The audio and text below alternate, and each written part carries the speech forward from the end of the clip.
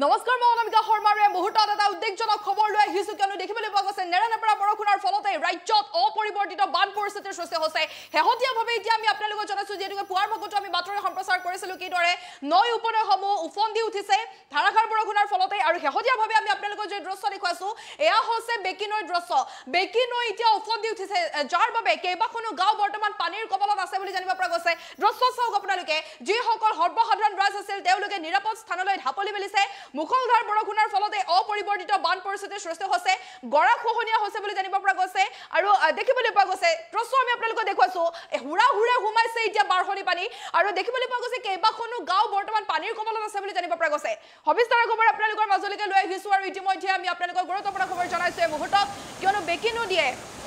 শেহতীয়াভাৱে এতিয়া তাণ্ডৱৰ সৃষ্টি কৰিছে আমি আপোনালোকৰ দৃশ্য দেখুৱাইছো এই দৃশ্য চাওক আপোনালোকে বেকি নদীৰ তীব্ৰ খহনীয়া আমি আপোনালোকক গুৰুত্বপূৰ্ণ খবৰ জনাইছো এই মুহূৰ্তত মানস ৰাষ্ট্ৰীয় উদ্যানৰ কাষেৰে পাৰ হৈ যোৱা বেকি নদীয়ে বাক্সা জিলাৰ হালবাৰী মহকুমাৰ অন্তৰ্গত সোণবাৰী আৰু এলেঙামাৰী অঞ্চলত ভয়ংকৰ খহনীয়াৰ সৃষ্টি কৰিছে যেনেকৈ কেইবাদিনো ধৰি নেৰানেপেৰা বৰষুণ অব্যাহত আছে প্ৰবল বৰষুণৰ ফলশ্ৰুতিত বিপদ সীমাৰ ওপৰেৰে বৈ আছে বেকি নদীৰ জলপৃষ্ঠ কিমান ভয়াৱহ হ'ব পাৰে এই দৃশ্য চাওক আপোনালোকে আৰু মুহূৰ্তৰ ভিতৰতে সকলোবোৰ শেষ হৈ যোৱাৰ পূৰ্ণ সম্ভাৱনা আছে কাৰণ এতিয়া দেখিবলৈ পোৱা গৈছে বেকি নদীৰ জলপৃষ্ঠ বৃদ্ধি পাইছে বিপদ সীমাৰ ওপৰেৰে বৈছে বেকি নদী এতিয়া বিপদ সীমাৰ ওপৰেৰে বৈছে আৰু বেকি নদীয়ে উফন্দি উঠাৰ বাবে এতিয়া দেখিবলৈ পোৱা গৈছে কাল ৰূপ ধাৰণ কৰিছে আমি আপোনালোকক গুৰুত্বপূৰ্ণ খবৰ জনাইছো এই মুহূৰ্তত সোণবাৰী আৰু এলেঙামাৰী অঞ্চলত বেকি নদীয়ে চলোৱা ভয়ংকৰ গৰাখহনীয়া জাহ গৈছে ৰাইজৰ ঘৰ মাটি এতিয়া জাহ গৈছে আৰু অঞ্চলটোত বেকি নৈৰ গৰাখহনীয়া নিয়ন্ত্ৰণৰ বাবে চৰকাৰৰ জলসম্পদ বিভাগৰ জৰিয়তে যোৱা বৰ্ষত জিঅ' বেগেৰে বান্ধ নিৰ্মাণ কৰিছিল যদিও সম্প্ৰতি জিঅ' বেগৰ বান্ধত চলি আছে গৰাখহনীয়া কেইবাখনো গাঁও বৰ্তমান পানীৰ কবলত আছে সোণবাৰী এলেঙামাৰী আদি অঞ্চলত দ্ৰুতগতিত বেকি নৈৰ যি আচলতে বেকি নৈ তাণ্ডৱৰ সৃষ্টি কৰিছে বুলি জানিব পৰা গৈছে আৰু বেকিৰ গৰাখহনীয়া নিয়ন্ত্ৰণৰ ক্ষেত্ৰত চৰকাৰী কৰ্তৃপক্ষ ব্যৱস্থা গ্ৰহণৰ দাবী জনাইছে সোণবাৰী আৰু এলেঙামাৰী অঞ্চলৰ ৰাইজে দৃশ্য আমি আপোনালোকক দেখুৱাইছো বাক্সাৰ হালবাৰীৰ এলেঙামাৰী সোণবাৰীত বেকি নৈয়ে তাণ্ডৱৰ সৃষ্টি কৰিছে গৰাখহনীয়া হৈছে বুলি জানিব পৰা গৈছে গৰাখহনীয়াৰ বাবে ইতিমধ্যে কেইবাখনো গাঁও পানীৰ কবলত আছে কেইবাখনো গাঁও বুৰ গৈছে হুৰা হুৰে ঘুমাইছে নিশাৰ ভিতৰতে হুৰা হুৰে ঘুমাইছে বেকি নৈৰ যি পানী বাৰহনি পানী কেইবাখনো গাঁৱত সোমাইছে বুলি জানিব পৰা গৈছে যাৰ বাবে যিসকল সৰ্বসাধাৰণ ৰাইজ আছিল তেওঁলোকে নিৰাপদ স্থানলৈ ঢাপলি মেলিবলগীয়া হৈছে নিজৰ পশুধন লৈ ৰাজ্যত এতিয়া দ্ৰুতগতিত বৃদ্ধি পাইছে নৈৰ যি আচলতে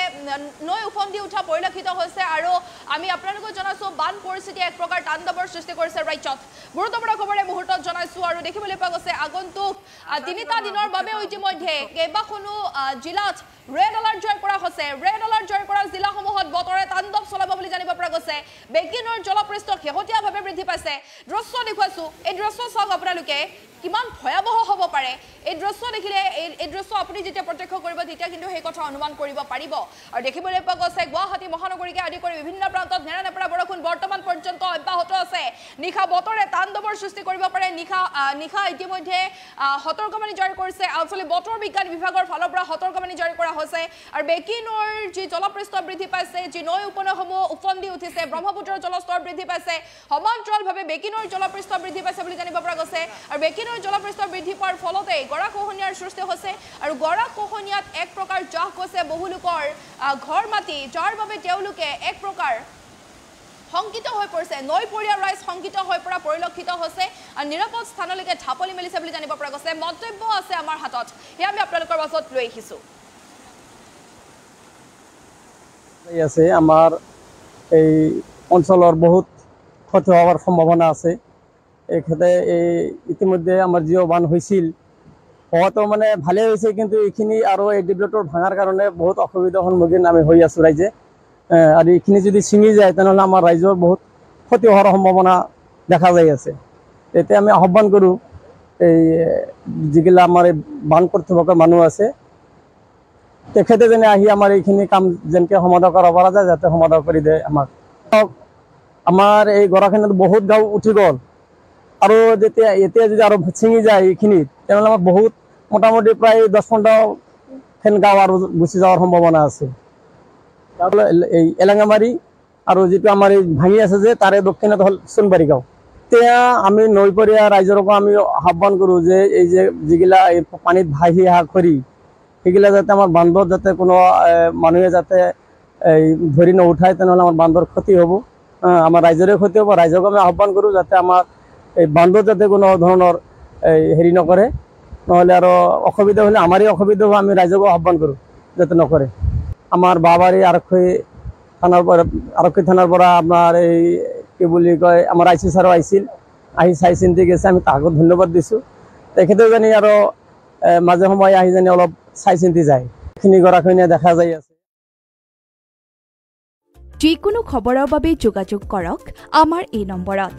7099017330 আৰু 7099017110।